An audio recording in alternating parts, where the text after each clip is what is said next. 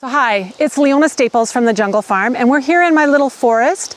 I use this space with my school groups and educational programs lots. It's my opportunity to connect children to where nature is. This is where our heritage project is at. We have received some funding from the federal government to build this area out to make it available for more people.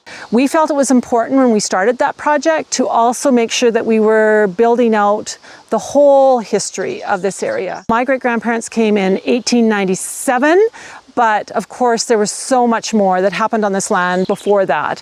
We've been blessed to have Clare Butterfly come and spend some time with us and walk the forest with me, teach me some of the things that his elders would have done and used in the forest, and I just continue to be amazed at the things he tells me.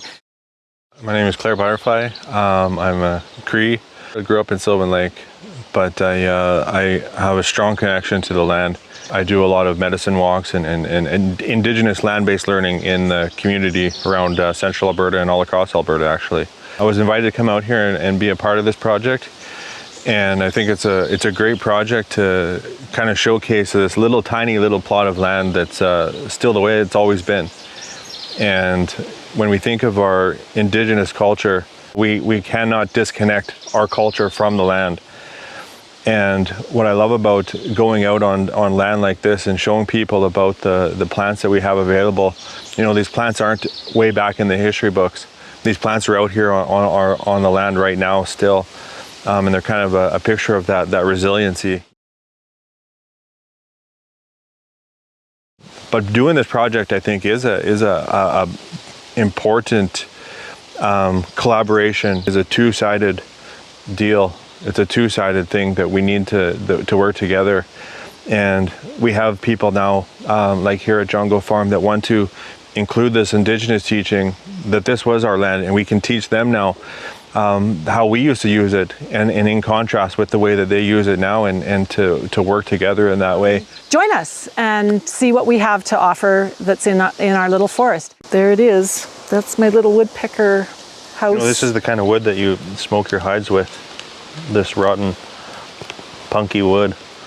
That's what gives those hides. Like if you tan a hide, it's just white. This is the color of skin. But when you smoke it with this wood, like that right there, that's what it gives it, that orange color. Okay. That's what gives those nice smoke tan hides that color. Well, we have an abundance of standing deads full of that, and that's one of the things we do with the kids. Is I ask them to listen to the difference between a live tree and a dead tree. And so first we have to say, what's a live tree? And I want them to say that they can find leaves on the top, right? Because right now they can do that. And then they go and knock, and they're supposed to tell me what they hear differently. We'll just keep walking through the forest. Yeah, those are okini. There's lots of everything here, man. Miigwaniipsi is what these are. These are, they're technically, I don't think, a willow, but in Cree, that's what we call them, Miigwaniipsi, red willow. And the bark is what we used to smoke in our pipe. Okay. You know, we don't have tobacco here. There's no tobacco growing out here in the bush or in the field anywhere.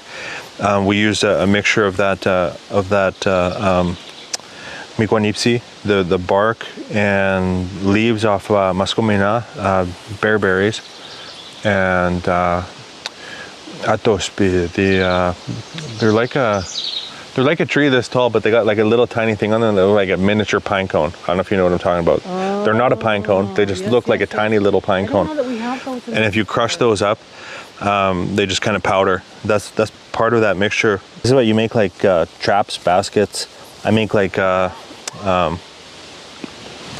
hoops for shields, for dancing with them, because they're so flexible. And I always tell people, like with those branches, like like here, wapsimatus, the white tree. If you're cutting open that tree to get that food that's on the inside of that tree, you can cut them open, and on the inside there's like a green white paste, and you can eat that in the spring, only in the spring.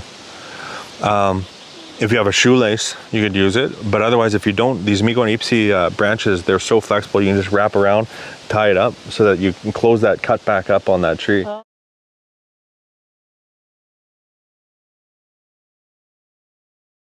These as well too. There's another Cree word that everybody knows but doesn't say quite right. This bush, Saskatoonina, is Saskatoon bush that people call it. And those are good for arrows, good for bows. They make really good bows and really good arrows if you get a good one, because there's the grain inside. Like I was telling Lorena, the grain inside will twist, and if it twists, it's not going to make a good one. But if you can find one and you start making it that inside is straight, then it won't bust. See, look at this. You can actually tell on this tree here. Look at that grain twisting at the bottom. That's what happens. Yeah, that's what happens, unfortunately. Yeah. But if you find a good one that's straight, my brother has an old bow that's probably about 70 years old. Wow. Old Saskatoonina bow. This is the Wapskimatus white tree, and the powder on there is good for skin problems, any skin problem, whatever you got, bug bites, rashes, scrapes, cuts, rub it right into your skin. Edison walks a lot. You know, sometimes I'm like, man, I hope there's enough plants there to talk about. You do not need to go very far. We're how far into this bush, and there's hours of things to look at and talk about. Again, it's not far off in your imagination, like, oh, that the Indian people use this plant for medicine. This plant is in your yard. This plant is in your schoolyard. This plant is on your walk to work. You know, they're everywhere. Then that's nothing, except for some invasive species, nothing has really changed when you get back to the land.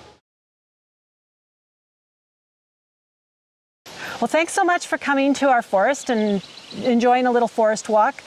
We look forward to sharing this forest in its improved stage with its improvements coming later this year in the fall. If you haven't been to the Jungle Farm, I sure hope you take the opportunity to come out.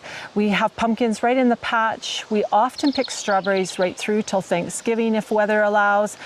We have a vegetable box. We have a ABC preschool program where we're connecting kids to where their food comes from. So we really focus on quality food, education with our young people, and creating memories for families. Thank you for having me here and to go on this walk with you guys and to look at your beautiful land here. I'll be doing as much as I can to help out, I guess, and to get these plaques and the meanings behind some of these plants for our Indigenous people put in place. But I'll also be around Central Alberta doing other medicine walks as well, if you ever want to check those out. I think I have one in October at Kerrywood Nature Center, storytelling night, if you want to check that out. But I'm kind of all over, so just look up Clare Butterfly, I guess, and you might find something.